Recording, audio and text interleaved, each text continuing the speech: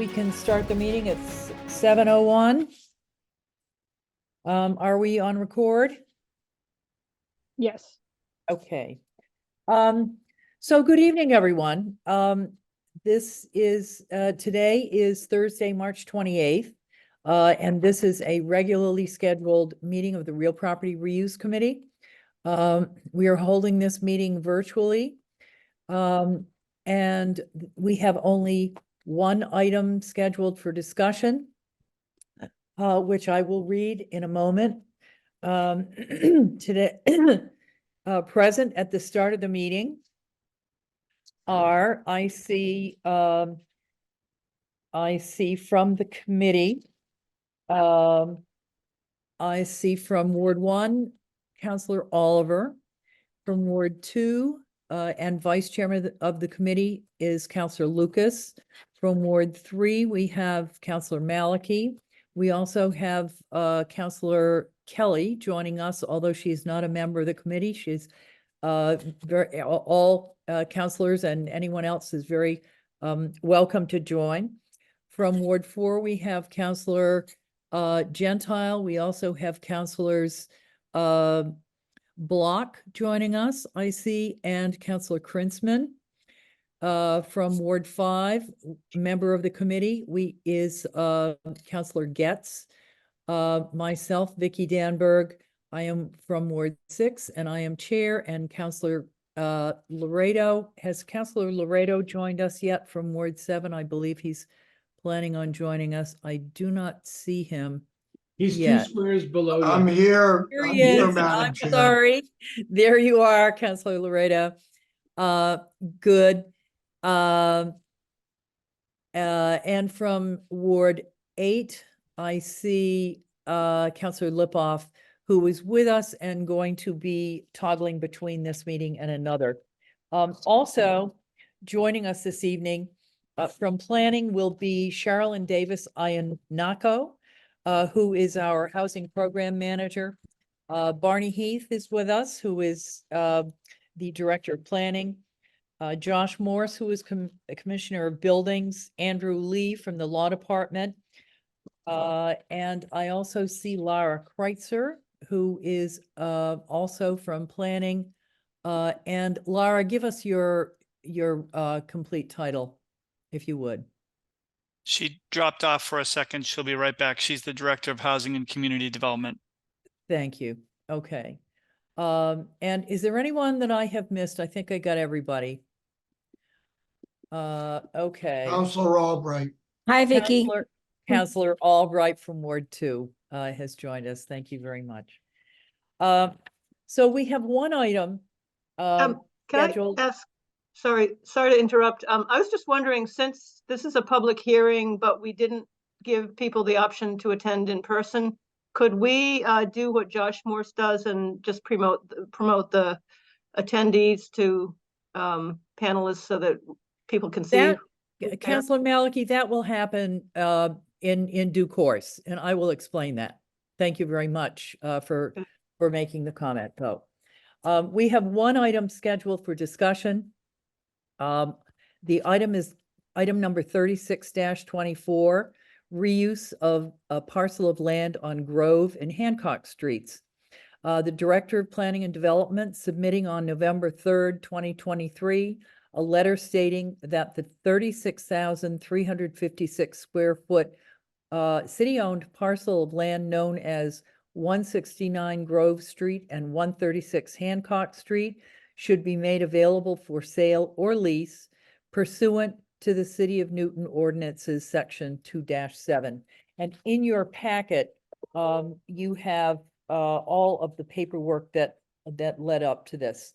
The taking is in there, the confirmatory order of taking, a letter from the mayor, and a letter from Commissioner Morse also. So the committee will be taking public comment on this item. And at the time that we open the public hearing, if you would please click the raise your hand button on the bottom of your screen, if you would like to speak, there will be a 5-second delay after you're promoted to panelist. And when you are done speaking, the clerk will change you back to an attendee. So everyone will have the opportunity to speak and will be promoted to panelist to do so. So I think we're going to start with presentations by the planning department. I believe Mr. Morse has a few words that he would like to say to us on this, and Andrew Lee, who is from the law department, will explain a few items from the legal side. So let's start with the planning department. Shaylin Davis Iannacco, would you like to start your presentation? That would be great. Thank you.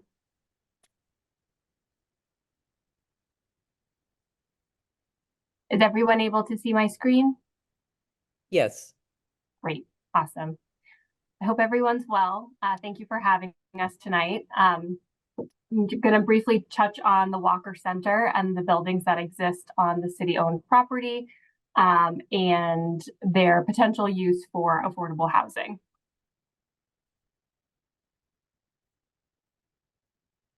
So some project background: in late 2021, the city purchased the parcels of land, with $2.45 million of ARPA money. And the proposed uses at the time of acquisition for the site were for the redevelopment of the existing homes into 100% affordable housing, and to use a portion of the land behind the home, for flexibility to expand the Williams School in the future. So the site location: the city purchased what is outlined in blue here. So it's 2 parcels with one structure on Hancock, that's 136 Hancock, and kind of 2 structures over here on Grove Street. It's really a building that's connected to another building. The site's located pretty much directly in between the Auburndale commuter rail and the Riverside T station as well. So this is the current building, or what the building currently looks like, I should say, on 136 Hancock Street. It's a single family home that's approximately 2,200 square feet and was built in 1927. And these are the homes on Grove Street, 169 Grove Street. This is the house that you see from the road, the greenhouse here, which is approximately a little over 4,100 square feet and was built in 1850. The Hume House, which is the beige yellow building that's connected to the house on Grove Street, is approximately 1,800 square feet and was built in 1926. So progress we've made on kind of redeveloping this site so far. We received a housing choice grant of $235,000 from the state to examine the feasibility of creating affordable housing on this site in 2022. And we contracted with Weston and Sampson and Urban Focus to begin conducting that feasibility analysis. So far, the consultants have really done due diligence work, including environmental and site assessments. That included a site visit as well. And this would all be needed for any future development of the site. Next steps for us. As part of the reuse process, the committee will make a vote to make an initial determination that the property would either be sent back to the planning department, transferred to another department, or made available for sale or lease. If the committee so chooses to make the property available for sale or lease, the what's called the JAPG, the Joint Advisory Planning Group, would be formed. 9 members, 5 members appointed by the City Council, 4 members appointed by the Mayor. And the JAPG, this is a non-binding decision, and the JAPG will ultimately work with the planning department to explore the uses of the property, and would submit a written report to the committee at the end of their process. And that is all I have.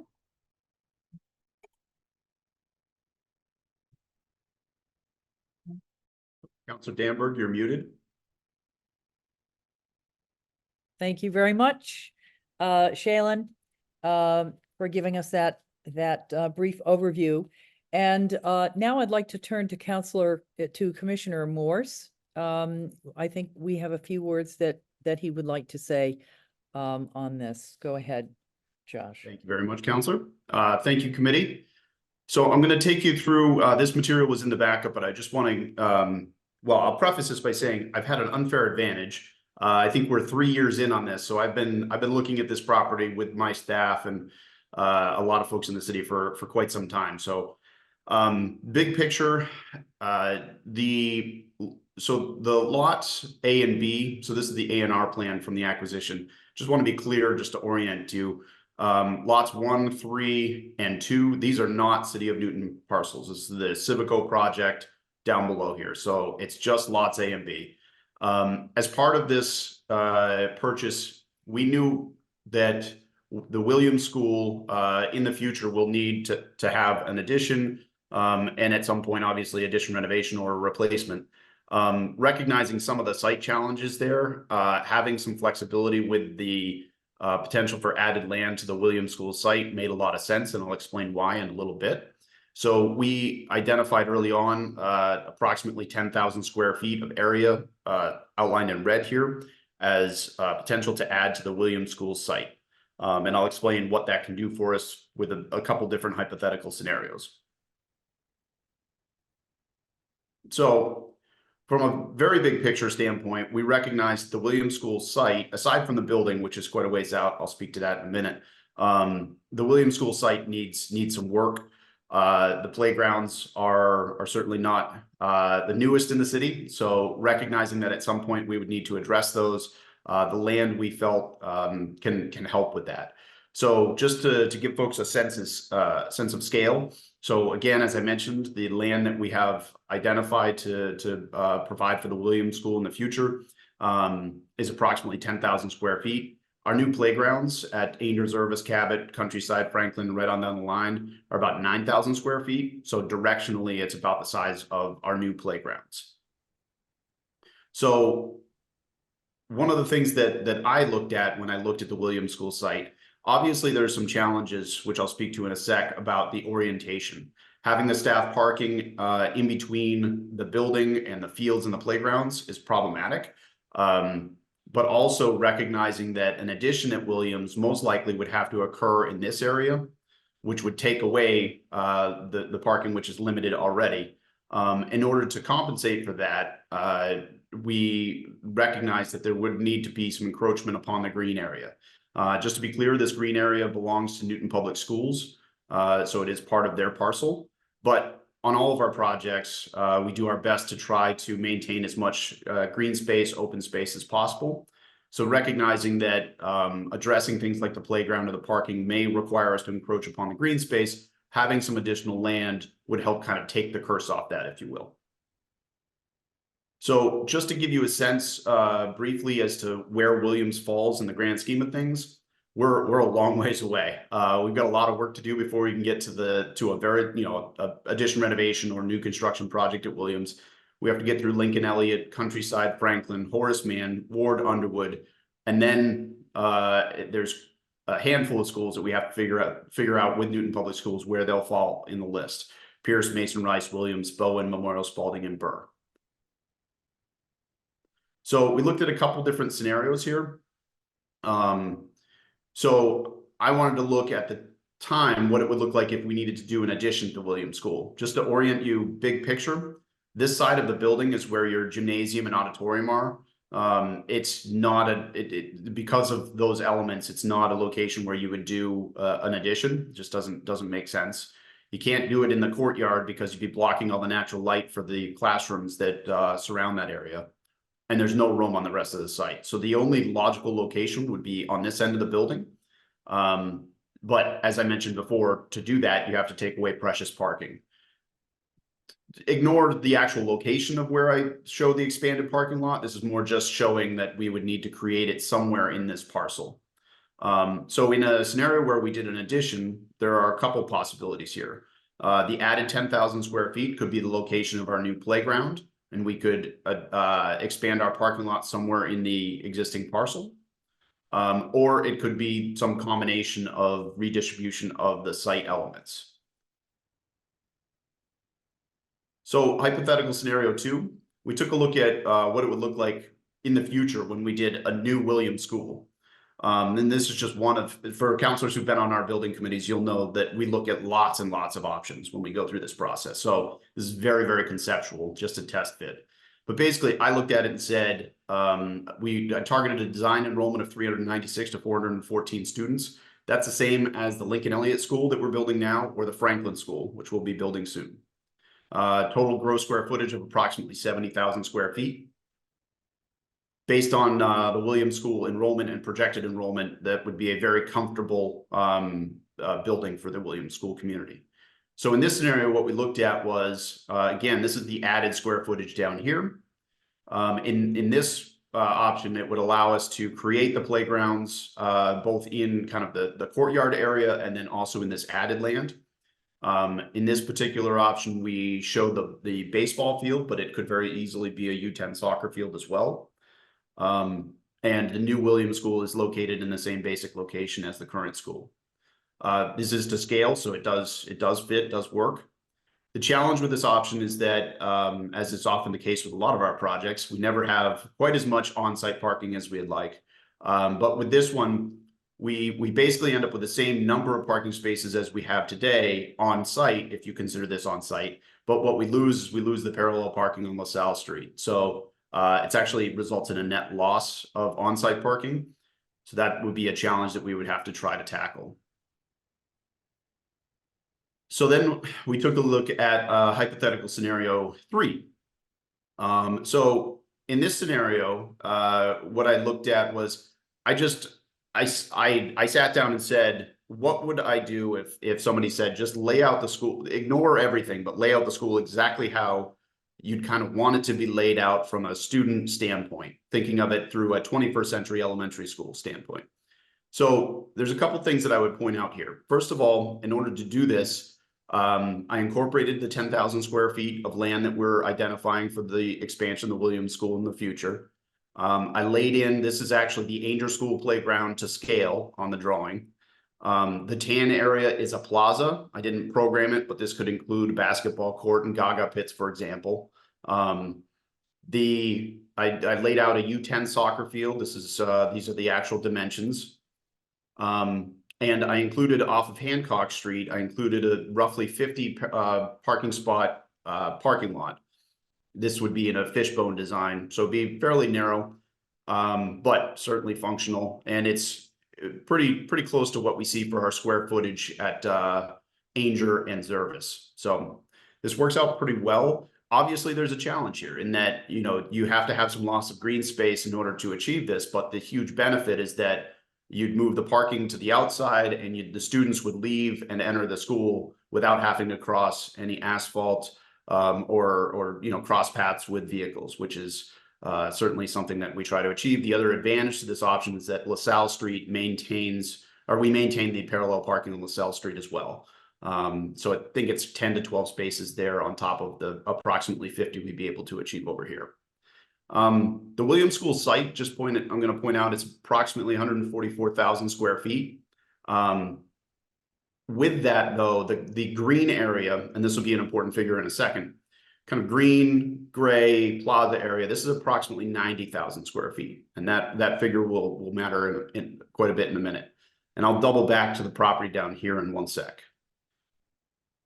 So the 92,000 square feet of kind of open space that we have to work with behind the Williams School, I went through and I identified, based on our new school projects, the square footages of the major functions that we would need to create in that space. Approximately 9,000 square feet for our universally accessible playgrounds, which is incredibly important to the Williams School, especially with the new program there. 2,400 square feet for the new elementary school size basketball court. So this is the size of the courts that we're doing at our new schools now. The U10 soccer field is 17,325 square feet. And then I had a bit of a catch-all, about 10,000 square feet for some of the pathways, the gaga pit, benches, and other site features. And then 15 to 20,000 square feet for the 50 to 55 stall staff parking lot. So when I did all that, I was able to, I totaled all that up, and we're looking at between 53,000 and 58,000 square feet of space needed out of that 92,000 square feet of space available. So what that means up here is that we can fit our site program pretty easily. The challenge with the Williams School site, as I said before, is that it's just not laid out well right now. But when laid out properly in the future, the space is there to accommodate the program. Again, I'll double back to the top in one sec. I'll just point out that, again, our schools, we typically shoot for 50 to 55 parking spaces on site for our new school projects. And then I think this is an important one. I went and took a look at a number of our elementary schools to see, because many of our elementary schools are directly abut large parks or very large parcels of open space. But I wanted to take a look and see how much do the schools actually use in practice. Because, for example, the Mason Rice School, directly adjacent to the Newton Center playground fields, has almost 19 acres of land available to them. They don't use 19 acres. If you actually look at these schools in practice, most of our elementary schools use between 50,000 and 70,000 square feet of open space. And the primary reason, there's two primary reasons for that. One is supervision. Staff can only supervise the kids if they stay in a relatively contained area. And two is student safety. You don't want students wandering too far away. Cabot's another good example. Ainger is a good example. These are schools that have a lot of land area next to them, but the kids don't wander all the way down to the dog park at Cabot Park. So I just want to double back to this real quick. So the one thing that I looked at, because I know that there have been some questions about 138 Hancock Street, this parcel down here in red. There's a few things I'll point out here. One, from my perspective, having more land is always a nice thing to have when you're doing a building project. But when I look at a project, I'm always looking to see if we're looking at more land, does that land allow us to solve a problem? Is there something we can't solve without having that land? When I did this analysis, honestly, I couldn't find anything that I couldn't achieve on the site with that land. It's not preventing us from being able to achieve what we would otherwise achieve on a 21st century school project like we're doing at any of our other schools. The other thing that I would point out is that this parcel, this red area, is about 3,500 square feet compared to the 92,000 square feet that we have available. It's a pretty small addition. Now, the other thing I'll point out is the gray area. This is the driveway and this is the parking behind this parcel. If you were to include it all, it works out to about 6,000 square feet. However, the driveway is actually, the entire driveway is not ours. If you look at the actual lot line, there's a chunk of that driveway that is part of the Civico property. So we couldn't give it all away if we wanted to. The other thing that I think is important to identify is that the housing project, the affordable housing project in these parcels down here, they don't have a significant, in fact, they have no parking. The parking that supported these for so many years is this area back here. So certainly without the access drive, it would be nearly impossible to make this functional. But this little parking area behind 138 Hancock is also extremely important to the viability of the affordable housing project down here as well. So that's just information. I look forward to working with all of the bodies in the community as we move forward on the project. Is that it, Josh? Thank you very much. That's for it on that my end. presentation. And before I bring it into committee, I'd like to see if Andrew Lee has any comments that he would like to make that would inform the conversation that we would have in committee. Andrew?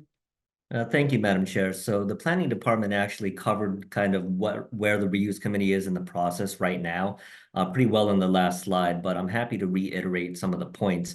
One thing to note is that the public hearing tonight is the public hearing that the reuse committee elected to hold prior to making the initial determination.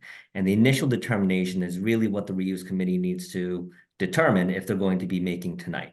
And that's important because the initial determination will decide what the next steps are. If the initial determination is that the property is not available for lease, meaning that the city is still going to retain it and use it, then that's it. That is the determination of the reuse committee. However, if the initial determination is to make the property available for lease, then that triggers the next step of the process, which under the ordinance is create the joint advisory planning group so that they can look into seeing what exactly the property can be used for and to make a recommendation to the reuse committee. Now, one thing that I always state with regards to initial determinations that I'm going to emphasize here again is the initial determination is non-binding. It's not even a recommendation.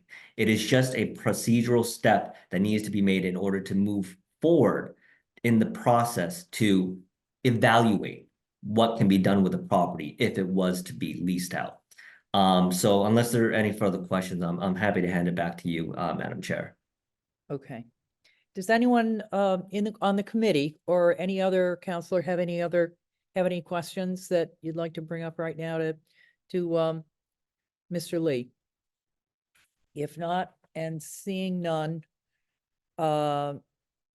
let me bring this into Counselor committee. Bamberg, you have 3 hands up right now, and I'm going to be the 4th. And I think Okay, Counselor Getz is maybe the 5th, and Counselor Kelly's coming up there too. all right, I've got a line here that I can't see through. Good, okay. So first, is it Counselor Getz? I think you were number 1. Is that true? And Cassidy, would you tell me who the other people are? Because I'm having. Madam Chair, I think it was Counselors Lucas, Albright, Gentile, Getz, myself in that order, if I could. And I don't know if Counselor Kelly's going to join the fray or not. Okay, good. Well, let's start with Counselor Lucas. Thank you, Madam Chair. I had a question for Commissioner Morse, not Attorney Lee. I was wondering if you could put page 5 of your presentation up on the screen, please. In your presentation, you said that the house on the bottom of the picture there, I don't know if you have your cursor available. No, not that one. Down here? That one. Yes. Did you say that was the Civico property? No, this one is ours. That's what I This- thought. Okay. Yeah, this parcel and then down below in the Eddy house, which is right down here, is Civico. Okay. I thought you said it was the one that I was referring to was Civico, but it's ours. That's what I thought. Okay. Okay, that is my question for now. I just wanted a clarification on the presentation. Thank you. Okay, thank you, Counselor Lucas. Counselor Albright.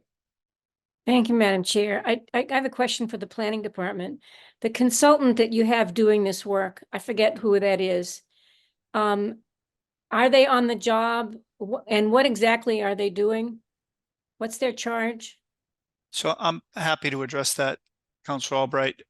So similar to the consultants we employed for the Armory project, which followed a similar path with the reuse committee, they are assessing the site for affordable housing possibilities and also doing kind of the due diligence on the property itself in terms of the condition of the houses, potential scenarios where parking could occur. They've done some preliminary work around what a unit scenario could be on the site. I think we didn't want to get too far ahead without meeting with the committee, and if a JAPG group was formed, to kind of share that information with them and then bring the consultant on board to work with that group as well, which is what we did with the Armory. So that's exactly what I wanted to know. So their work would be available to the JAPG. Absolutely. If one gets appointed. Okay, Yep. Thank you very much. Okay. Counselor Gentile. I had just one quick question for Attorney Lee. Andrew, if the committee wanted to vote to hold this item tonight as we get additional information, I assume that's in order. Am I correct on that? That's correct. The ordinance doesn't provide for any time frame by which the initial determination has to be made. Okay, thank you. Is that it, Counselor Gentile? That's it. Short and Okay. sweet. Thank you. Counselor Getz. There we go. Okay, Counselor Albright, I am actually curious whether or not we have any information that we can be given, from, and someone had mentioned that the consultant is Weston and Sampson. Because I would very much want to know. They were hired last year, in 2022. So in this interim period, what information have they given to the planning department? Is there anything that can be shared with us today? That was a concern and a question I had.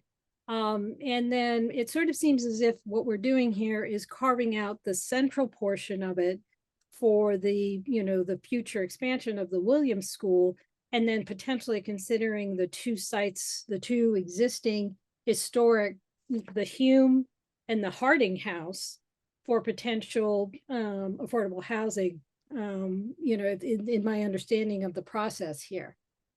Is that correct? And then I'm curious, so that it sort of seems as if it's like a 50-50 split, just in between that two criteria that was initially set up with the ARPA, acquisition, that it was going to be for the Williams School expansion, which will be at some point in the future, decade plus away, and then the potential, use for the affordable housing in the two historic buildings. So this is probably directed to Barney. Is there any reports or any information that we can review from the consultant? Sure. We can pull together the preliminary information they put together. Happy to do that. Great. Thank you. Okay, is that it, Counselor Getz? Counselor Laredo. So I don't see anybody from the school committee, the superintendent's office, or anybody else talking about what the needs are from their perspective of the Ward School. I know that the mayor, using her ARPA funds, unilaterally acquired this property. She made the decision what to pay for it. She set up, as was her prerogative under ARPA, what she thought a good division of the uses were. But I have concerns that we're not considering the full potential for the school. And I'll remind colleagues that when we built the Zervis School, we actually purchased and took down 3 houses in front of the school so we could make a better site. We took 1 house at Cabot School. We did not do that at some other projects, and ended up with, and I think of Newton North in particular, ended up with a very constrained site when it came time to build it. So I would like to see, before I can vote on this, what it would look like if we had all the land available for the school, all the land that we own, and what that would look like with potential configurations, irregardless of whether, 77,000 square feet is larger or smaller than some other school properties. But I'd like to see exactly what the layout would be, the design, and so forth. And I appreciate, Commissioner Morse, your hard work in trying to give us options, but they're all premised on an underlying assumption that you are going to split off the property that we own. And I would like to take that out of the equation, at least for planning purposes, see where we end up. And then only if we determine that we don't need it for the school, it doesn't help any, then look at whether we might sell some of this off. I want to just ask Director Heath, who's paying for the consultant? Yeah, just clarification. There was never a scenario where the city would sell the property for the affordable housing. It was always It's a thought 99-year lease, right? that it would be a lease of some long-term, correct? Yeah, but that's effectively, in many ways, I mean, we're giving up control for 100 years, okay? And that presumably in 100 years, we'd go back out and re-let it to some private entity. Yeah. Correct? So many scenarios are in play here. right. So, Who's paying for but the consultant? the consultant comes from the One Stop program from the state. Okay, So not coming from city funds, in other I, words, coming through grant. Shaylin, you can correct me in terms of whether there was a match involved, but I think the majority of the funding came from the state. That's right. Did any city funding get used for the consultants? I don't think so. I think this is one where we got all 235,000 from the state. Okay, that's good to hear. Thank you very much. I'm all set for the moment. Thank you, Counselor Loretto. Ms. Flynn, you're gonna have to tell me if there are any other hands up because they're not available to me. Does anyone else Yep. from the committee? Go ahead. So Counselor Kelly, then Malachy, then Oliver, then Block. Okay. Let's start with Counselor Kelly. Thank you, Madam Chair. However, I'm no longer on this committee.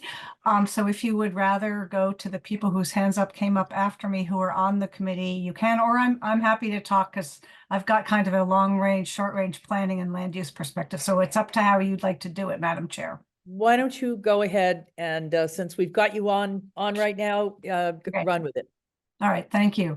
As I just sort of said, my concerns on this are both short term.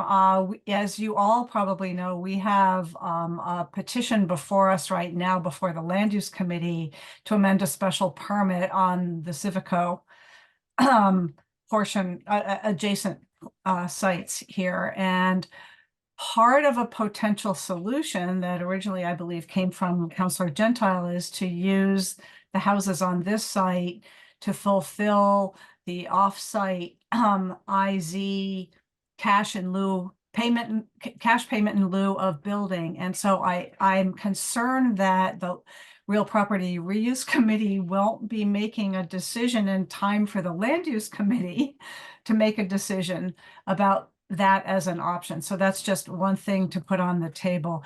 The other is I'm very sensitive actually to Councilor Laredo's comment, which is a much longer range one, which I have as kind of a planner.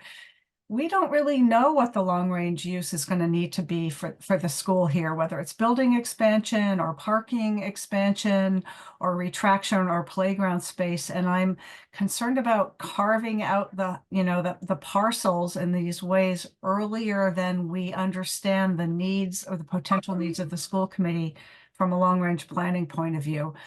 So those are kind of my perspectives. I don't want the Land Use Committee to have to come to a determination without the input of this committee and perhaps a joint advisory planning group. I just, things are getting complicated with this. I think that many of us are not pleased, can't speak for other people, but pleased with the cash in lieu of payment option versus building on site. But there is also some question, I think, about whether the cash that would be split between the Housing Trust and the Newton Housing Authority, whether those amounts could be designated as particularly attributed to this project. So again, I'm coming back to my Land Use Committee concerns and hoping that you all resolve before we need to what to do on land use within real property reuse and perhaps a joint advisory planning group. And maybe that all sounded confusing the way I presented it, but I just want to put all that on the table. Thank you, Madam Chair, and other members who gave me the time to speak. Councillor Kelly, that is actually not confusing. No, and thank you very much for bringing that up because those are very important points, and I think points that need to be discussed. There's a plan for, or there's a potential meeting coming up at which some of this will be discussed within the groups that you're talking about and the planning department. And we want to make sure that we get all of the information out and on the table so that we know what all the facts are and what opportunities we have and what obligations we have here. Thank you, Um, Madam Chair. Thank you. Counselor Maliki. Madam Chair, sorry to interject, Yes, but go I was ahead, hoping for an Andrew. opportunity maybe just to clarify some things. I'm concerned that perhaps things will get conflated with regards to what's happening on the Walker Center property and then what is really before the reuse committee in the property that they hold. And I don't want to foreclose anything, but there are a couple statements that I'd like to make that I think hold true. One of them being that whatever is happening on the special permit side of the Walker Center property and that is owned by Civico and their requirements for the inclusionary zoning unit, it has no bearing on what's happening on the property that's owned by the city, and it can't because it's owned by the city. These are city property, city buildings. The second piece of it that Councilor Kelly mentioned is with regards to the if there's a payment in lieu. Just of course, this is hypothetical. I just wanted to note that if there is, the ordinance is very clear how that's divvied up, and that goes to the Newton Housing Authority, that's half, as well as half to the Housing Trust. That's the municipal housing trust that is a independent commission. They make their own determinations on how those monies would be spent. The point that I'm making is that because of the way the ordinance set up is those monies that go to the housing trust and the NHA, they can't be earmarked, right? They're earmarked for general purposes, but for specific purposes, they can't be. Again, not wanting to foreclose anything, but I think it is important just making sure that these two projects, although they're close in proximity, don't get conflated. Good. Thank you very much, Mr. Lee. Counselor Oliver. Great, thank you, Madam Chair. Two quick questions, one of which was actually embedded in the middle of Councilor Getz's comments and questions.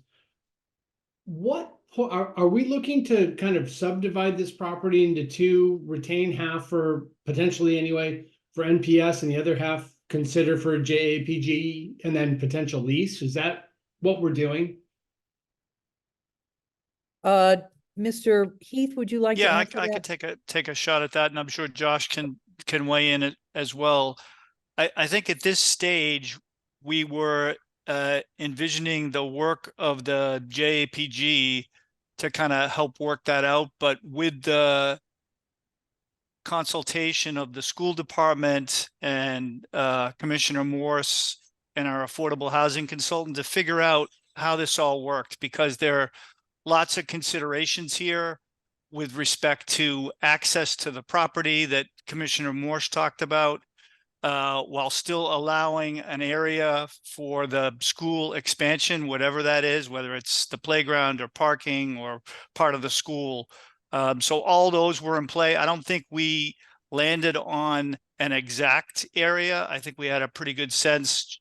Commissioner Morse showed an area that would be available adjacent to the school that seemed to work best for allowing access to the properties, some amount of parking, some amount of play space for people that might live there. So that's as far as we got.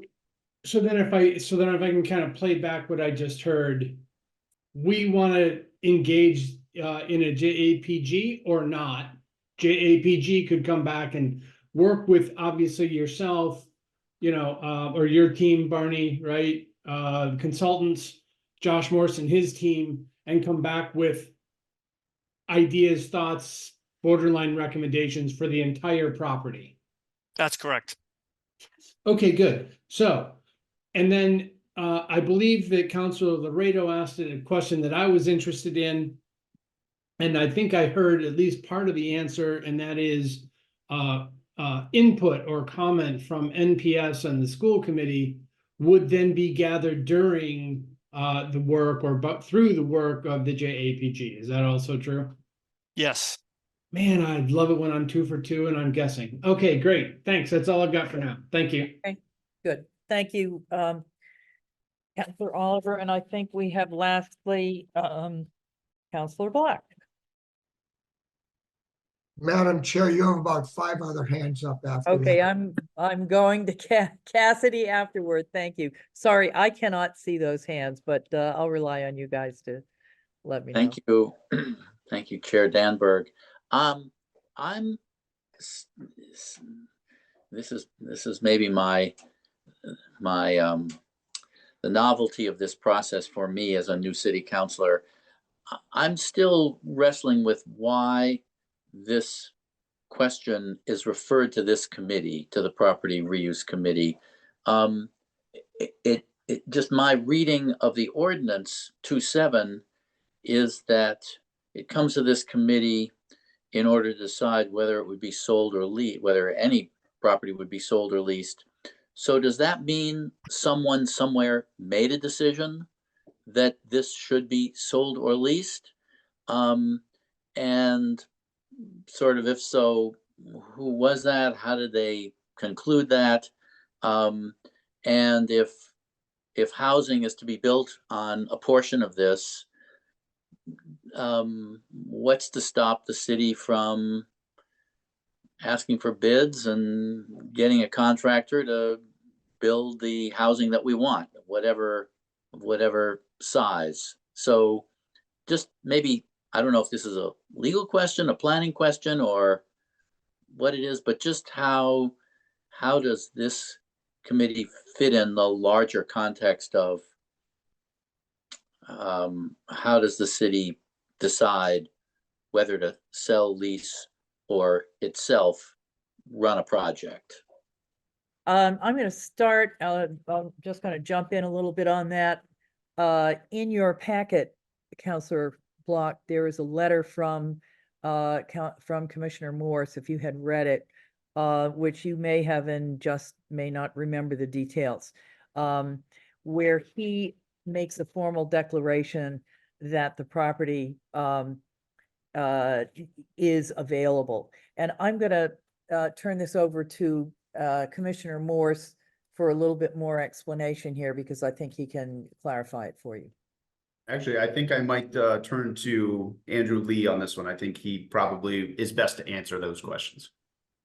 Thank you to both of you. So to answer the question, I think Councillor Danberg pointed to the operative document here right now, which is the letter declaring the property surplus. So this is a statutory requirement that any department that has custody of any property has the ability to declare it surplus, meaning that they can say that it's available for lease or sale because they made a determination that the city doesn't need it for particular municipal purposes, or whether municipal purposes can be accomplished better through a lease or sale. And that's a determination by, again, the head of the department that has custody of the property, in this situation being the Public Buildings Department. That's how the process starts. The reason that it goes to the reuse committee is because under statute, the city council has to, by a 2/3 vote, authorize the mayor to sell or lease the property if that's the direction that they're going in. And the reason it goes to reuse committee is because that's actually, from what I understand, almost the whole reason the reuse committee exists. It is the committee of the city council that can do the work to make the recommendation to the full city council in order for the full city council to do that vote that I just said, to authorize the mayor to sell or lease the property. With regards to the specifics as to, why there was a determination to make this property available for lease, I can't answer that. So I'm happy to turn that question specifically back to Commissioner Morse. Yeah, and I'm happy to answer that. I just thought it would be better to have you go first with the legalities. So the layman's answer on this is that I'm the Public Buildings Commissioner, and I found myself in custody of several residential historic vacant buildings. It doesn't make sense for me to maintain custody of vacant historic residential properties. In this case, the property was acquired for the purposes of affordable housing and to expand the Williams School site. And in order to get from point A to point B, we have to come through the reuse committee. Does that answer your question? Well, it starts to. I would just say that declaring property to be surplus when our intention is to use it at least partially for housing, and the city has other properties that it uses for housing, it's hard for me to square that circle.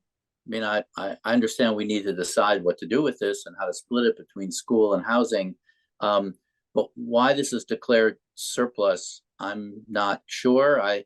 Don't get hung up on the word surplus. Well, I appreciate Commissioner Morse not feeling that he wants to have a couple of historic buildings on his hands, but maybe a Newton Housing Authority does. So I'll just leave it at that and listen to the rest of the conversation. Thanks, Chair Danberg. Okay, thank you, Counselor Block.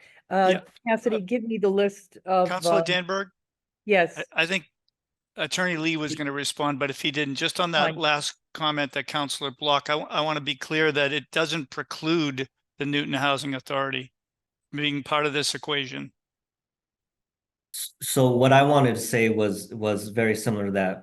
Rather than it doesn't preclude, we still have to go through this process, even if the Newton Housing Authority is ultimately the leasee, because it's still the city of Newton that is separate from the Newton Housing Authority that is going to be the lessor to the leasee, which would be the NHA. So we still have to go through this process with the city council. okay, is that more helpful, Counselor Block?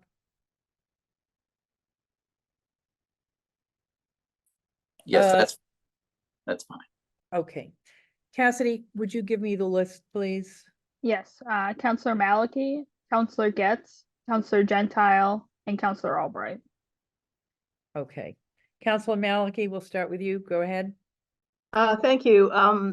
I share some of the thoughts of Counselor Laredo about wanting to know more about potential future needs of the Williams School, and actually hearing from the superintendent and other people. Can anyone tell me what the Williams enrollment is now and versus what the Williams enrollment assumed in the various scenarios presented by Josh Morse were? So I can pull up the enrollment report and get you the exact count right now, but the scenarios that I assumed were for 396 to 414 students, which is significantly higher At than at least 100 kids more. Yeah, it is. It is significantly higher than anything Williams has ever seen, and it's significantly higher than anything Williams is projected to see. And does that include projections for the Riverside development? It does. Okay. I've been curious, and you mentioned you've had this on your hands, I guess, for 3 years, and the remaining process could take another couple of years. What are we doing to keep the buildings secure from basically weather? You know, going over there, it seems like they're in need of paint. I don't know what effect that is having on, you know, the resistance to the weather and rain and so on and so forth when you have unoccupied houses. What are we doing? I just don't want us to be guilty of demolition by neglect. Absolutely. And I'm just sharing the latest school enrollment report, just so everybody sees the same information. So Williams actual FY23, 231 students, 223, 218, 231, 249, 264. If you look at the backup in this, the reason why Williams starts to come up is because they've accounted for the Riverside project. So even with this, when it tops out, we're still well over 100. My assumptions were well over 100 students more than the maximum that Williams would see based on the enrollment projections. And is that Riverside version 2, 3, 4? I'd have to go back and look at the date stamps on it to figure out which one's which, but nonetheless, we're talking anywhere from 100 to 125% added capacity on top of their assumptions. So it was pretty generous. Okay. And so back to the maintenance question. Yep, absolutely. So my department's doing building checks. We've weatherized or winterized, I should say, the building. So we drain the water to make sure that we're not freezing any pipes. But the buildings need love. There's no doubt about that. You know, so we're doing those checks. We're stabilizing anywhere we need to, and we're looking forward to the future project. Okay, thank you. Is that it? Thank you. For now. Counselor Getz. You're muted. Yeah, no, I'm unmuted now. Okay, I just had a few questions, you know, and I also appreciate what Attorney Lee said. in, you know, in terms of disassociating the two sites. And I appreciated with President Laredo had said in terms of future need potentially on the site. But I think it's really important for everybody to understand that this site is located in the Auburndale Historic District, and they have purview in terms of the existing buildings. So, you know, they fit into the equation as well. So I don't know, you know, whether or not these buildings can be moved. You know, this is another issue just in terms of expansion. So I just wanted to add that to the equation.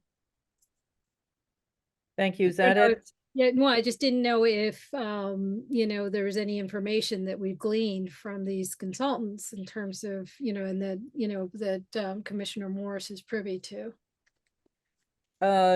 Mr. Heath, do we have a timeline on when the consultant's work is supposed to be finished? No, we paused the consultant's work again because we didn't want to get too far ahead or presume anything at this point. So they're ready to go when we're ready to go again. Okay. Thank you. And just with respect to the Councilor Getz is correct that it is under the complete purview of the Auburndale Historic District. Okay.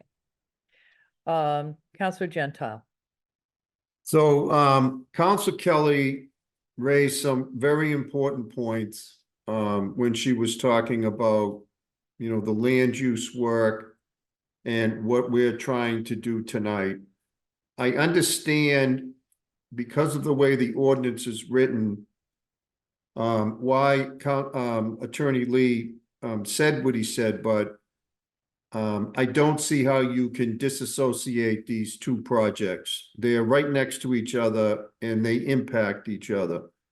I have a lot to say in response in offering some thoughts about this site and again in relationship to what Councilor Kelly brought up. But this is a public hearing, and before I said anything and before I put my foot in my mouth, I wanted to hear from the public.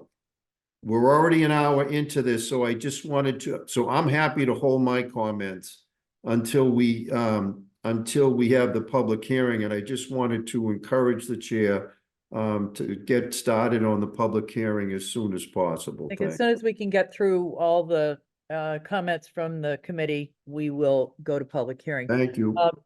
Councilor Albright, and then Cassidy, is there anyone after that who wants to speak, or can we get into the public hearing? Councilor Krinsman is after Councilor Albright. Okay. Oh, Go a ahead, couple more, Councilor Albright. thanks. A couple of more clarifying questions. Were there any rules that came with the grant that we got that hired the consultant? Is there supposed to be any specific purpose for the money that was used for the consultant? Yeah, it was to explore. The reason we got it was to explore affordable housing opportunities. So it came with that as a purpose to see if you can do affordable housing. Correct. Okay. I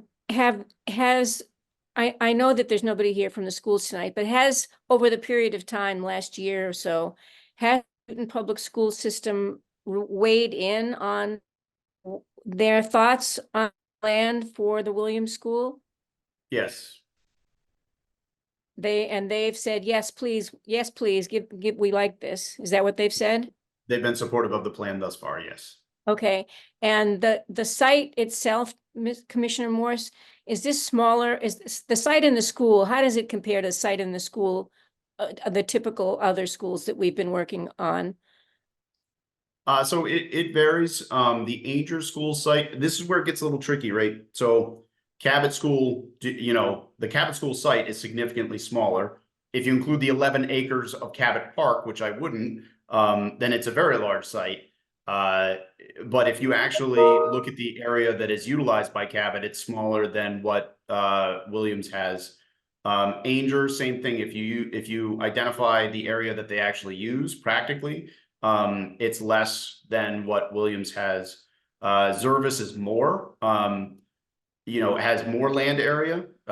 So each school depends. And then there's existing schools, like you have a Bowen Elementary, which has a very small amount of open space. unless you consider the upper fields. If you climb the mountain there to get to the upper plateau, then there's a lot of land up top. So, Okay, well, most important, the school department has expressed an interest in this property, so that was good for me to learn. And my last comment is that our city, the city of Newton, unless you want to be a landlord, Commissioner Morse, we don't do housing. And I don't think, this came up once before in another property before this committee that tried to turn itself into housing. Newton would actually do itself. This is sort of in response to something that Councillor Block suggested. Our housing, and I think there's only one city that I ever found in the United States that does housing on its own, and it doesn't really do a lot of it. It just happened to fall into one project. So cities are not really good landlords, and they don't really know how to do housing.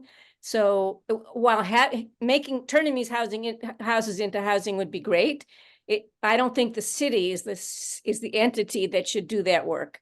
That's based on just a bunch of research that I did for another project. Thank you. and I just want to be clear, no offense, Councillor Albright, I was anticipating a follow-up to my statement about Newton Public Schools expressing interest. So they did, in fact, and I stand by that comment. We've talked to Liam and others over there. But I also appreciate the comments this evening about looking at it from a broader lens. I don't think that will change the outcome, but that's part of the due diligence. I get that. Great. Thank you very much. Yep. Thank you. And Councillor Princeman. Thank you, Madam Chair. The first thing I was going to say is that I want to get to the public hearing as well, so I echo the comments of others. I just wanted to inquire and perhaps help folks direct their comments. I don't know, but maybe this is for Commissioner Morse. I think it's Lot B in the map that you had, but the property at 161 Grove Street, right next to Williams. Can you just explain the thinking on why, and maybe this is along the lines of what Councilor Laredo was saying, but why is that not under consideration for an area of expansion? So I think that from a high level, the parcels A and B, I think I have the number, the letters right, but were acquired for the purposes of completing an affordable housing project and also expanding the Williams School site. Right. These two parcels have a significant amount of historical protection beyond just the local historic district, which is a significant hurdle.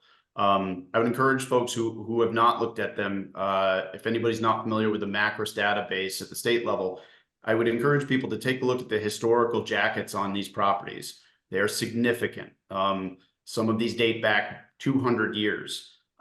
These are going to be, there's a very high bar for these buildings to be raised. Moving the structures, sometimes possible. However, you have to have a location to move them to. And that is oftentimes the kiss of death for these moves. You know, so the short answer is I didn't look at including this area because the goal, the intent is to make these family-friendly affordable housing units. And then I think the follow-up to that is that, as I mentioned, I can accommodate a 21st century elementary school site plan and program for the Williams School on the existing parcel. The added land would provide some flexibility, but it's not going to solve something that cannot currently be solved, at least in my opinion. Okay, thank you very much for that comment. And unless we have someone who really feels that they need to speak, and I don't see anyone, let's move to the public hearing. And again, I'd like to reiterate that we would like to hear from everyone who'd like to comment. And if you would please click the raise your hand button at the top at the bottom of your screen, that will create a 5-second delay. And you will then be promoted to panelist, you will speak, and when you're finished speaking, the clerk will change you back into an attendee. And if that's, I hope that's clear enough. Let us, Cassidy, if you would please give me the list of people who would like to speak, and I'll call on them. Would you like me to promote them in the order that they're in? That way it's one. Yes, if you would Okay. please do that. Thank you.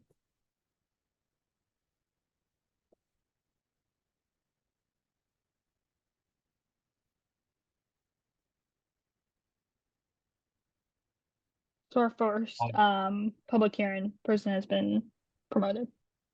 You just rename myself so you have me. If you would please, thank you. Sure, I State thought we'd done that already. your name and your address for the record. David Hedison, 215 Waverly Ave, Ward 7. Thank you. It's a pleasure to be here tonight. I am a resident of Newton, and I am a director of a housing authority and a nonprofit, and I oversee 64 actual housing authorities for capital programs across the state of Massachusetts.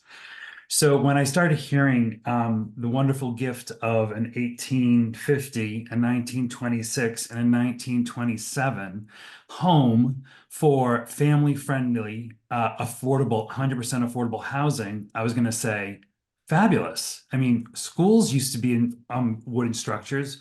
Couldn't they be used as classrooms today? My concern is these are beautiful old historic buildings, and to try to turn them into 100% affordable housing without a market rate component is going to be incredibly expensive and difficult. Now, I understand the Housing Choice Award wasn't made for consultants to look at this, but there really has to be a conversation of, is this even a viable option? How many units can be created? Is there a 20-year pro forma? The issue is we had units in Newton that CanDo had purchased, and they were turned over to the Newton Housing Authority. What are the needs today for what are the capital needs for those buildings? What are the operating needs for those buildings? You can't just give away old historic buildings and think the money's going to be there for the capital improvements that are necessary to bring them up to current code today, and enough operating income to pay taxes and to maintain the historic facades that exist there today. Putting the burden on a nonprofit or a government, quasi-government entity to maintain a historic structure is not the business they're in. Like a city's not in the business of owning housing. Housing authorities, nonprofit housing developers should not be in the business of preserving old historic buildings. I want a real good look at this because it really concerns me, because people very thoughtfully will say, we should do affordable housing. Now, it was raised before. There's an adjacent site. They were given zoning permission for 16 units. Because they're building 16 and 14 are market rate, they can actually afford to do 2 affordable units. There is no way we could do 16 affordable units on that site. So by having a significant market component, you're able to do an affordable piece. Doing 100% affordable rental on that site that had an acquisition of 2.45 million, and you're looking at easily at least $700,000 to $800,000 per unit just to create those units of housing, not to restore anything of historic. We have no numbers today. So we may not even have an affordable housing project. The last piece that I'll just want to raise to Attorney Lee is when we've done any kind of acquisition, even transfer from a municipality to a housing authority, and where there was a long-term lease. When there's a long-term lease, it's considered disposition as far as the law is concerned, at least for when a municipality is entering into a long-term lease, it's considered disposition when it's over, I think, 20 years. You know, any nonprofit that buys that or enters into a lease or the housing authority, and they're going to be looking for funding, it's going to have to be a significant length. And I just want to be sure that when we're saying they're just going to lease it, under the law, a lease over a certain amount of time becomes a disposition. Let me see if there's anything else. So last thing is, if it is transferred to the Newton Housing Authority, they are subject to prevailing wage in Chapter 149, unless they're going to transfer it to a nonprofit. So that will increase the cost by 30% right there. So I just think there needs to be some additional due diligence before we start saying it's a great affordable housing project. It's great that we have 2 being built next door because it has a market rate component, but trying to turn these old historic buildings into affordable housing is going to be a real uphill battle. Thank you for the time. Thank you, Mr. Hedison.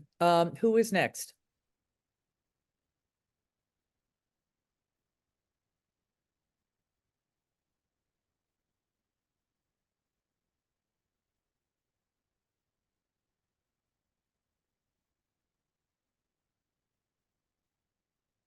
Cassidy, do we have someone on deck?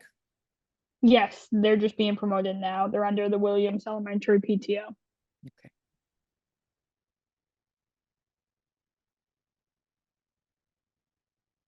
Hi, good evening. I don't know why my camera's not on. I We're having trouble apologize. hearing you. Please increase your volume. Sure, sorry about that. Oh, I think it's up as high as I can get it. Can you hear me now? Barely, but go ahead. Okay, sorry, I apologize. I'll talk loudly. My name is Abby Oglovsky. I'm at 338 Central Street in Ward 4 in the Auburndale Historic District, and I am president of the Williams Elementary School PTO. Let me start by saying that we moved to this neighborhood for the school and for the aesthetic beauty of the historic homes here. We value historic homes. We value the stories each tell. We value what they do for our community, and we value the need for affordable housing. But above that, we value the future and safety of the children who attend Williams School and the generation of children to come. We feel that the Williams School and the field have been largely ignored for a long time. Speaking to our neighbors whose children graduated 10 or 15, 20 years ago, there have been little to no improvements to the field. We're hoping that the land purchased by the city will remedy that. That will give Williams and the Auburndale Historic District community as a whole a chance to catch up to the other schools and neighborhoods in Newton. They'll give us green space, give us land for our children to play, make this an even better and more inviting neighborhood.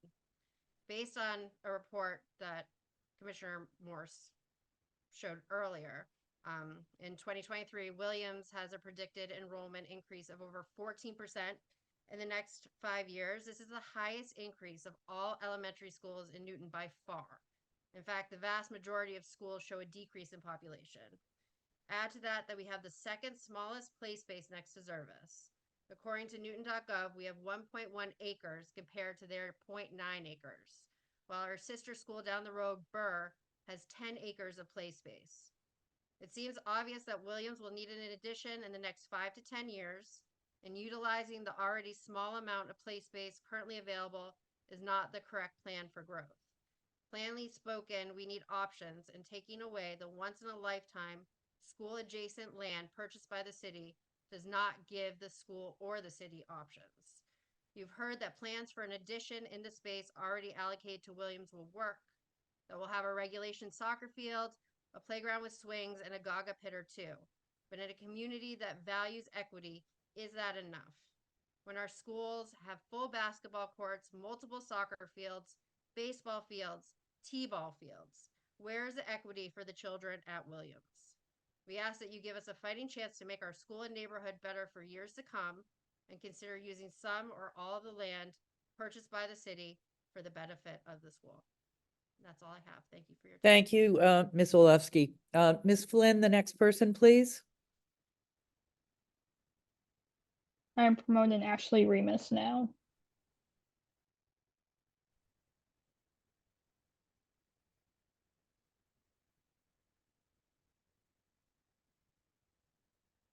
Hi there, can you hear me?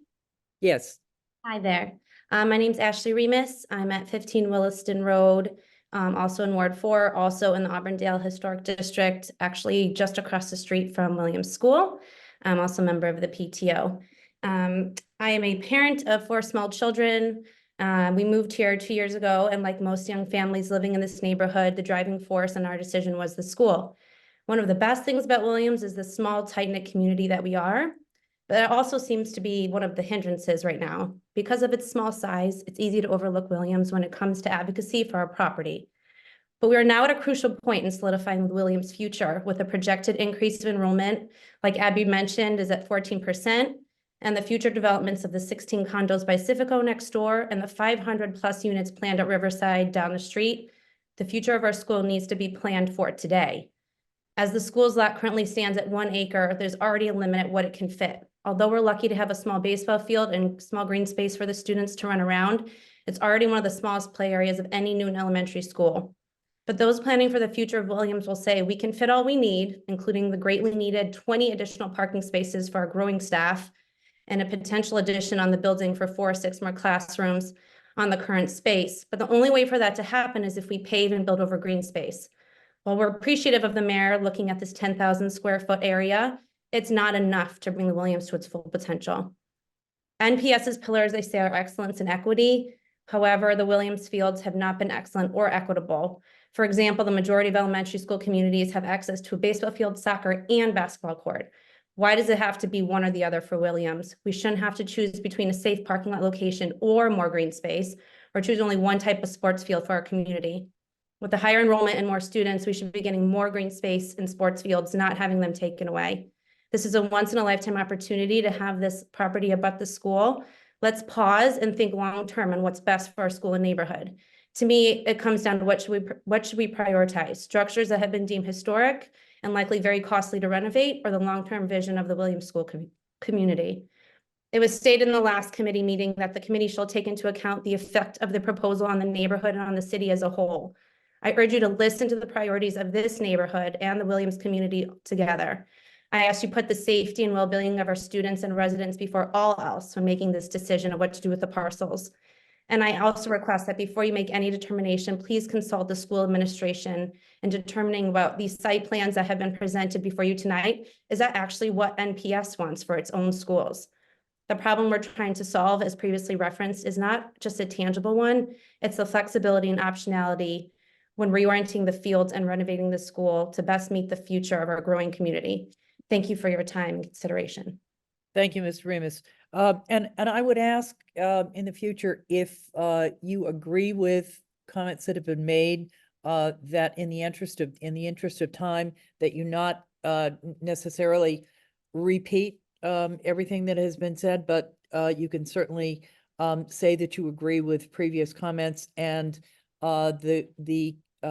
anyone can submit to the city clerk written comments, and we will make them a part of the record. Thank you very much again, Ms. Remus.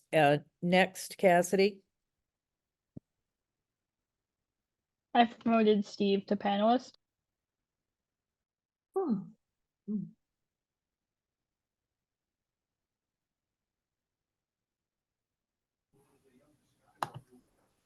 Hi. Steve, your full name and address, please. Sure. Steve Weiss, 210 Grove Street. I just had a quick comment. I wanted to talk about Josh Moore had presented some simplistic logic, I thought, with a slight mix of advocacy about, Herculean effort to climb up a hill, and also somewhat strange comparison to the lot size of Cabot, suggesting, we ignore the park. So one thing I just wanted to bring up as far as the public comment is that the public school is a gathering place for the children also on the weekend. Sometimes there's high school kids there where younger kids might not feel comfortable playing. There's not a lot of space and the field isn't taken care of. So having the additional space would have a lot of value in terms of the school and the neighborhood for a green space. So I don't think the metric is necessarily, it's not how far a teacher can see or supervise, but I think one of the plan metrics, and it's a good metric, is does this plan instill pride? Does it instill pride? Not does it fit like a jigsaw puzzle in some PowerPoint, that was put together. And I think that's my point. Thank you. Very much, Mr. Weiss. Next, Ms. Flynn.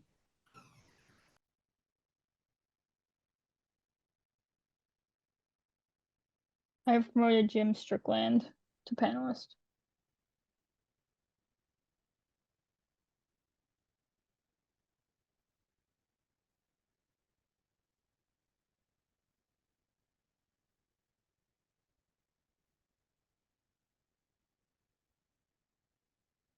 Hi there, can everyone hear me? Yes, we can. Thank Okay. you. Thank you. I'd like to support all the previous Williams PTO statements. I'm Jim Strickland. I live on 298 Central. And I too have two kids, and we love our time that we spend at the school during school hours, and also as has been stated, using this as a gathering place. And I would just ask that the council take a broader view and look at expanding the use as much as possible for the school, and also just to bear in mind that this area is used on off times as well. So thank you very much. Thank you very much, Mr. Strickland. Next, Cassidy.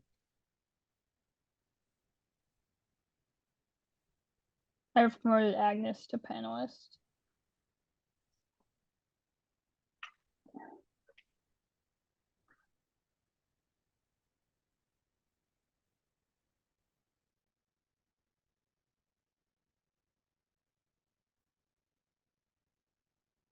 Hello, everyone. Good evening. Can everyone hear me? Yes, full name and address, Agnes. Sure. My name is Agnes Wierzbicki, and I reside at 21 LaSalle Street in Auburndale. I actually live right across the street from the Williams Elementary School playground. And I too support all of the comments that have been made by the Williams PTO and the other members of our community. But I did want to ask one question, because it's been kind of going through the back of my head when I've been listening to the various presentations in terms of repurposing those old buildings, the three historic buildings. I'm just wondering, I never heard in the presentation if there was ever a consideration to use those buildings as potential school buildings in the expansion of Williams Elementary School. I do know that LaSalle College, they use a lot of the historic buildings as school buildings. There are many private schools around Boston which also use historic buildings. So I'm wondering if that is a consideration, if that's something that the committees will look at. And also, I just wanted to mention some of my observations living right across from the playground.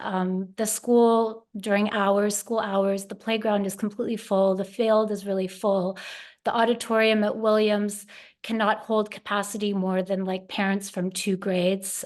For instance, there's performances that are grouped together for 4th and 5th graders because it does not have the capacity to hold all the parents from all the different grades. And when the school does have those types of events where they bring all the parents together, either they're held outside in the field or in the gym. And even when they, give seating to parents, it's not enough. Everyone has to stand. Everyone's really crowded. So it's clear that even, the existing size of Williams Elementary School and the capacity that it's currently at is not sufficient to really serve the needs of the students and the parents that currently use the facilities. But yeah, I would appreciate a response, perhaps from someone in the committee concerning the reuse of those 3 historic properties. We are in the historic district. It's really important to maintain those properties, and it would be really exciting to be able to repurpose those as school buildings. Thank you. Thank you, Agnes. I can't give a full response, but I will say I know that there are requirements that have to do with health and safety and number of square feet per classroom, et cetera, lead paint issues that would also have to be looked at in order to consider that. So we will ask that someone get back to you with that. Right. With those answers. Yeah, I imagine for the low-income housing as well, those would be similar considerations. They would, yes. Well, yes, not size of classrooms, but lead paint, yes. Right. Exactly. Thank you very much for your comments. Next, Ms. Cassidy. Yes, the next panelist has already joined as a panelist. Hi, folks. Judson Thumb. I'm at 338 Central Street. Thank you all for your time. I'd like to start and thank Commissioner Morse for all the various models that he outlined and for thinking those through, for Councilor Rado for bringing up the point of saying, are we looking at using the entire property for a school and making that part of the process? So I think those are key. And I also like to thank the first speaker, I forget his name, who brought up all of the issues around converting historical properties to affordable use. Counselor Danberg, you just talked about all the requirements and health rules for trying to make that work for a school. Just like that gentleman said, there's going to be a ton of things that would work to try to make affordable viable. So I think it's key to talk to that. But primarily, I just will try to repeat just a little bit and not take up too much time. As a parent, those fields are not adequate. The school size is not adequate. I think everybody has said it pretty eloquently, but we really do need to take this opportunity to be proactive and not wait 10 years and be reactive about how we're going to make this work. So again, any kind of pause we can do to look at holistically what it would take to occupy most of this land for the school. I would just like to reiterate that we could please seriously look into that. Thank you. Thank you, Mr. Thumb. Next, Cassidy. That is all the hands we have for the public hearing. That's it. One Sorry. more chance. Oh. Would anybody Sorry, else like one to more speak? person just raised their hand and she lowered it. Jane France, I'm not sure if you would still Jane. like to. Ms. France, let's promote hear her. from you. Love to hear from you.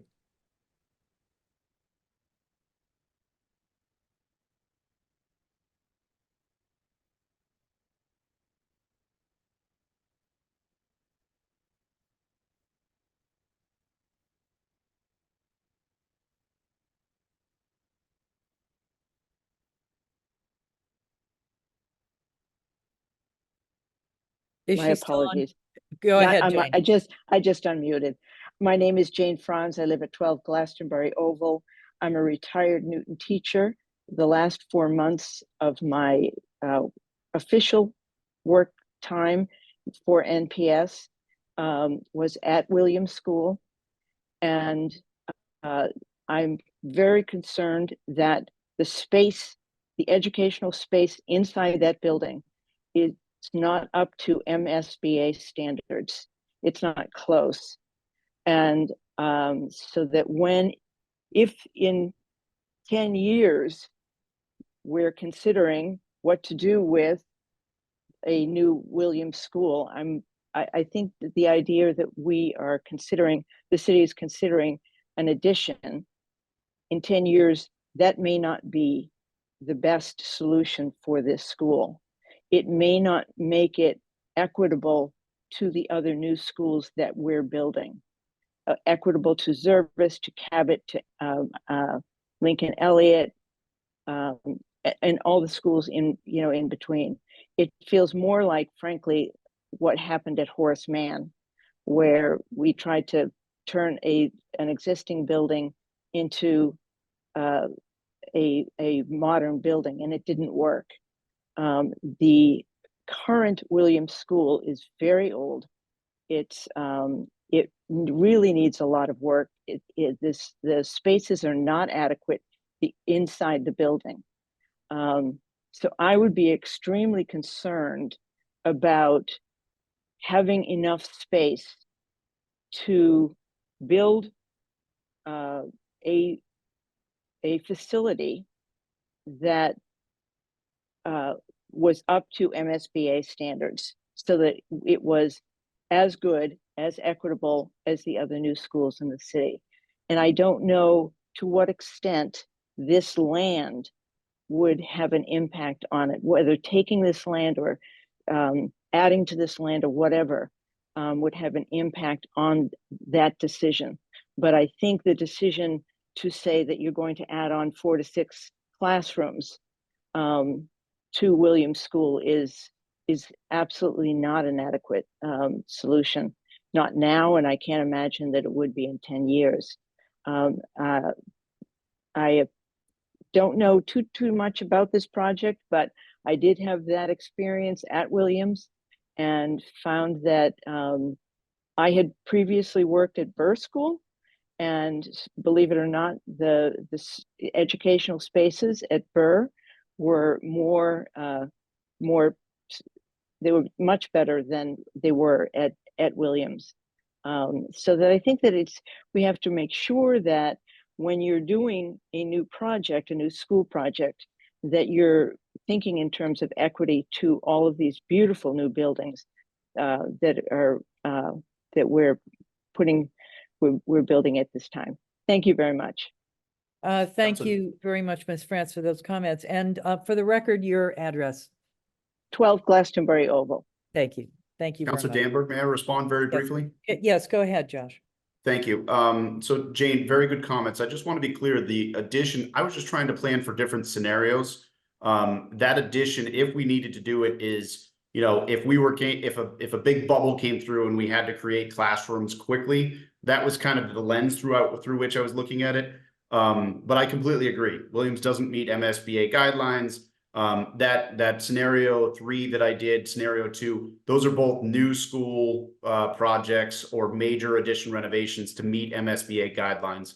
I understand your point. I'm certainly not arguing that, but I just want to make sure, certainly we recognize from an equity standpoint, I'm not trying to shortchange the Williams School and the Williams School community. So I just want to go on record on that one.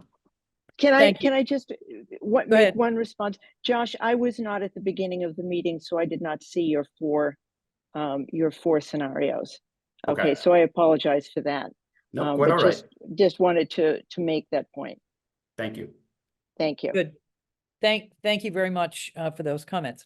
Are we finished with the public, Cassidy? That is all the Everyone hands that has- we had. Everyone who wanted to speak has spoken. I'm just going to mention that a letter came in from Caroline Schwerian, and she asked that it be included in the record. And I won't read the whole letter, but she raises the possibility that this could be one of the rare occasions where the demolition of 136 Hancock be considered in creating affordable housing and accommodating improvements to the Williams School schoolyard, and that could be the most beneficial to the community. I will, Cassidy, I think you have a copy of this, and we will make it a part of the official record. And if there are no other comments, then I'm going to close the public hearing and bring this back into. I'm going to committee ask that we discussion. not close the public hearing at this time, Madam Chair. I want to see what we do with this item. All right, yeah, actually, that's fine. We will, let's get a motion to hold the public hearing. Do we need a motion to hold? You don't need a the motion to open? hold the public hearing Okay. open. You can just leave it open Then- for the moment and proceed with us, Madam Chair. Let's leave the public hearing open so that in the future, if there are other comments, we can hear from the public.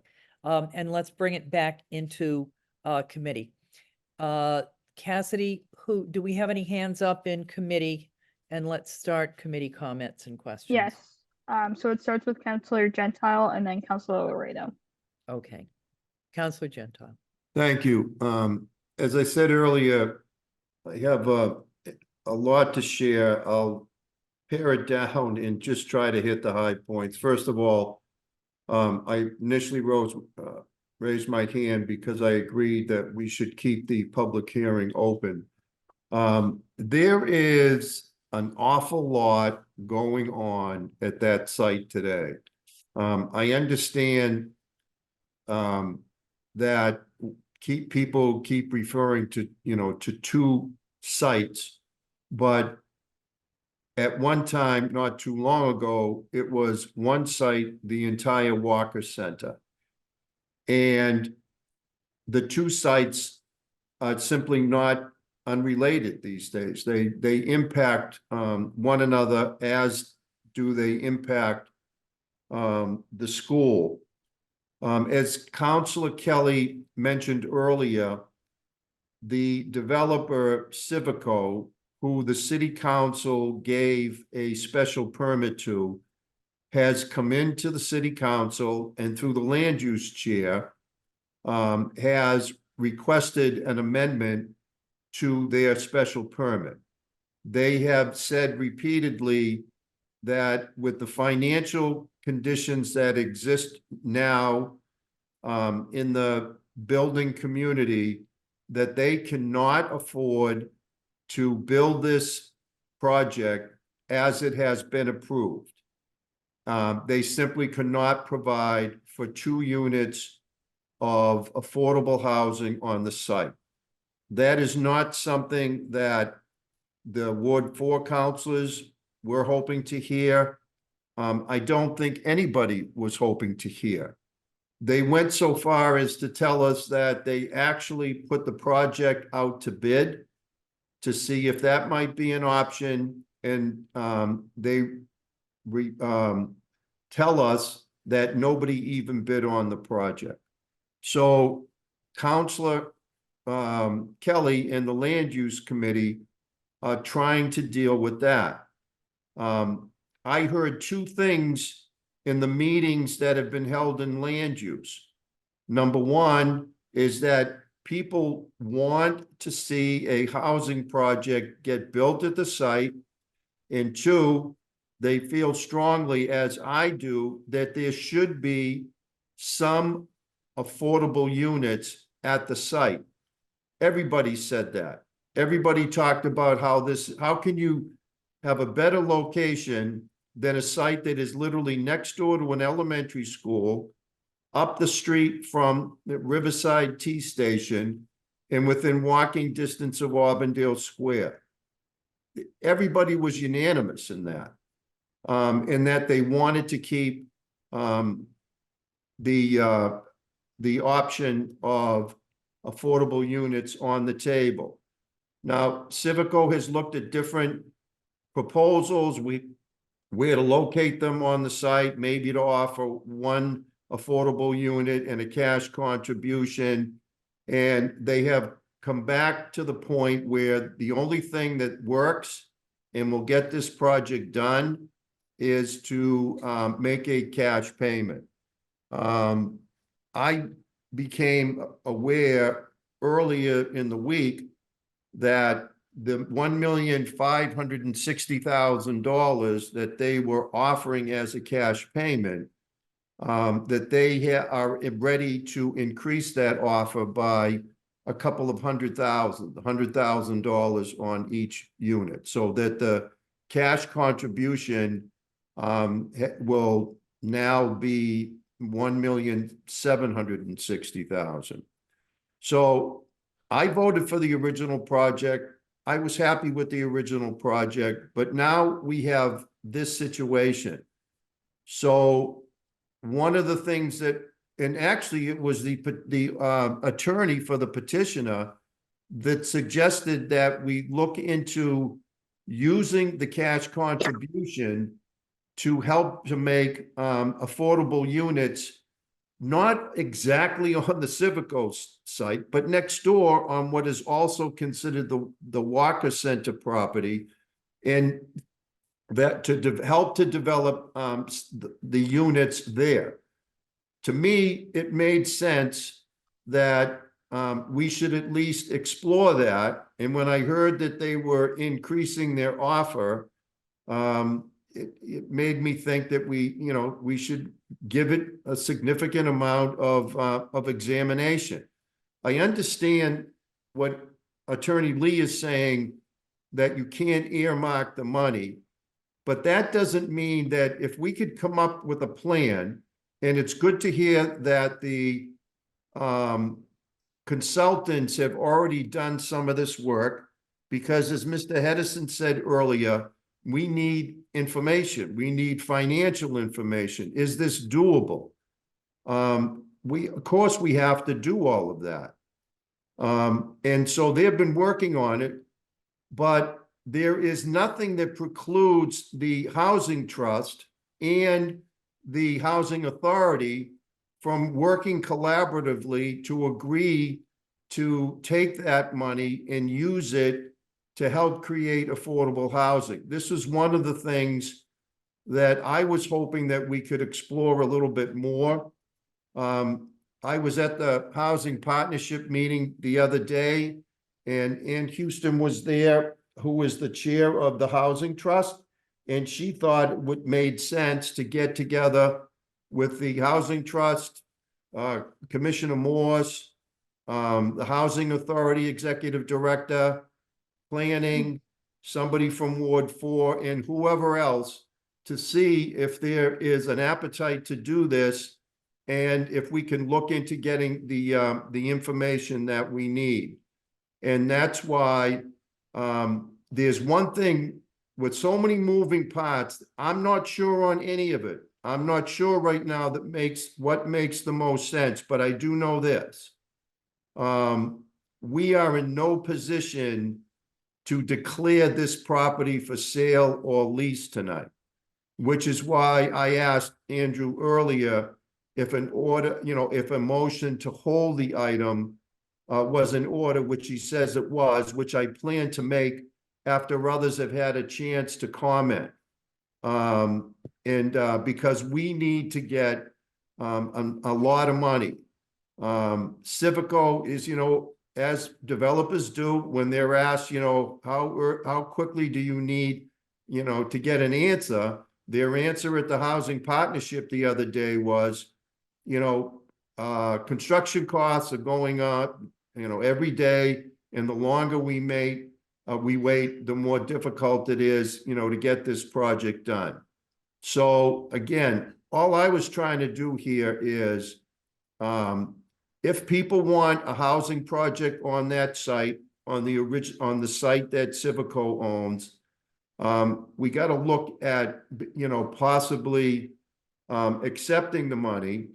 And the last point I'll make is, however, there is no way that I, with my one vote, will agree to accept a cash contribution unless that cash is used to get some affordable units on either one of those sites. Because if it's gonna go and we have no say over the money, and we're not gonna end up with some affordable units at a site that is perfect for affordable units, I'm not interested in doing that. So I'll hold off on making a motion, but please recognize me, I hope, Chair, when the time is to make a motion. I will do that. And if I could make a suggestion to you, Counselor Gentile, turn off the TV that's behind you because it's distracting. Oh. Cassidy, do we have others in the queue? Yes, so it's Counselor you. Laredo, Counselor Lucas, and Counselor Albright. So, excuse me. So, I fully support the idea of hold here. We're not close to ready to getting this off to a JPEG. But when this comes back, I want to hear directly from the school department. Directly from the school department, directly from the school committee. In an ideal world, what would their needs be? Because while I very much appreciate what Commissioner Morse does, and he does absolutely superb work, I think he was doing it with some specific marching orders, which is we are going to have certain portion of the site for affordable housing, certain portion of the site for schools. Can we do that? And the answer is yes. And you've provided that. But that's not the same question as if you gave more or all of the land to the schools, what would that look like? And we have not had that answer. And in fact, I'm not sure that question was even raised. At least we haven't had a presentation here. So I'll leave it at that I want to be very clear. I think Commissioner Morse's work is excellent here, but I want to see a full-blown presentation on that. And I do agree with Councilor Gentile's observation that globally, the Walker Center site, globally, what was the Walker Center site, is an excellent location for affordable housing and one that we should encourage, but not at the expense of the school. I think they can work together. Thank you. Thank you, Counselor Laredo, President Laredo. Counselor Lucas. Thank you, Madam Chair. I support Counselor Gentile's motion to hold. I think that's the right move based upon the information that we received tonight. I just want to highlight a couple of things. I too want to hear directly from the school department. I believe President Laredo requested Dr. Nolan be at this meeting, at the January meeting, but I'll let him speak for himself on that. I also have questions about the site. In the presentations to start off this meeting, I can't remember who it was, if it was Commissioner Morse or Director Heath, was talking about the driveway, and I think they said that the driveway is shared. I can't remember who that was. That's the driveway on off of Hancock Street. I I want to know more about that. Where is the property line and the how that plays into the Civico site and this site as well. Counselor Getz made a reference earlier in the meeting about she would know this better than me, a study that was conducted by the consultants. I'll let her speak to that, but I also want to hear more about that. I was also moved by some of the comments that we heard tonight, particularly, if I pronounce his name right, Mr. Hedison. He made some great comments about turning the historical structures at the Walker Center into affordable housing. We heard from the Williams PTO, and we heard from Miss Remus about the Williams School having more space for playground space, active and passive recreation. They made some interesting points about how the space at this school, the play space at this school is much, much smaller than the play space at Cabot and Burr and, you know, Mason Rice and some of the other schools we have in Newton. So this is the opportunity to create more space for students. I want to know more about that as well. So those reasons and others, I support Counselor Gentile's motion to hold. Thank you. Thank you, Counselor Lucas. Counselor Albright. So the issue that Mr. Hedison raised about the difficulties of making these historic buildings into affordable housing should be what I'd like to see if this committee does hold is a conversation between the folks at the Affordable Housing Trust who know a lot about building affordable housing and this committee and the consultant who's already done some, I assume has already done some preliminary assessments of the feasibility of doing this work on these houses. So I think even before JAPG is formed, I think that conversation needs to be had and understood by this committee. Thank you very much for those comments, Counselor Albright. Cassidy, is there anyone else in line in the committee that would like to speak? Not in the counselor, but Director Heath has his hand raised. Okay, yes, Director Heath. Yes, just before we break up this evening, I want to say that there is excellent examples of historic properties being turned into affordable housing everywhere, including right here in Auburndale at 236 Auburn Street, which some of you may be familiar with, which is an affordable housing project where a historic house was moved. They added a couple units to it. They created a group home in the back of it for a total of 8 affordable units. The 3 units are managed by the Housing Authority. These properties present excellent opportunities for affordable housing adjacent to an elementary school, adjacent to a recreation area, within walking distance of Riverside and Auburndale. They are complicated, but we don't get opportunities like this where we can actually use the money that we get annually, federal funds, over $1 million in federal funds, and housing trust money, over $1 million in housing trust money every year. So it gets replenished to use on affordable housing. I'm confident that we could figure out the funding to restore these properties historically, and also provide safe, affordable housing here. Thank you very much. Director Heath, is there anyone else that would like to speak before we? Counselor Gentile and Counselor Lucas have their hands raised. Okay, Counselor Gentile, then Lucas. Go ahead, Counselor Gentile, and make I was your- just gonna make the motion to hold the item. Okay, Counselor Gentile has made a motion. Counselor Lucas, do you have a comment on that? No comment on Counselor Gentile's motion. I just want to respond back to Director Heath. Director Heath, did you say 236 Auburn Street? 236 Auburn Street, right? Hey, Owned by I the just Housing looked at- Authority. Yep, okay, I just looked it up. That property is not in the Auburndale Historic District. It isn't in the district, but it is a historic property. I So understand, but it was done under the approval of the Newton Historic Commission. Understood. I just want to make sure we're Yep, talking does apples not to have to be apples. it does not have to be in a historic district to. I be a understand. I historic just property. wanted to make sure we're talking apples to apples. This is in a historic district. The property Director Heath mentioned is not. That's all. But thank you. Thank you, Counselor That's all. Lucas. Any other comments? If not, hearing none, let us take a vote on Counselor Gentile's motion to hold. All those in favor, please raise their hand. Please raise your No hand? hand, and Double hand? Cassidy, would you please do a count? My hand is up.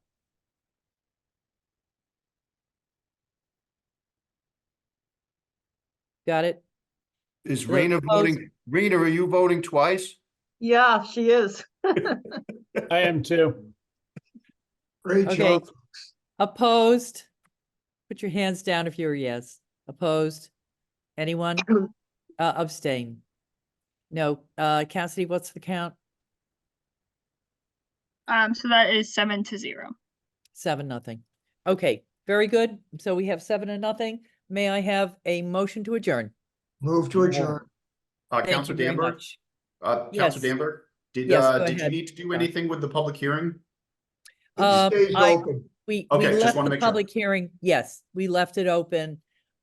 Since we have a motion to hold, that makes a lot of sense. Good. Thank you very much. And thank you all for your presentations, and thank you, everyone from the public for your comments, and the committee. And, we will expect in all likelihood to meet in a month. Thank you. Take care. Good night.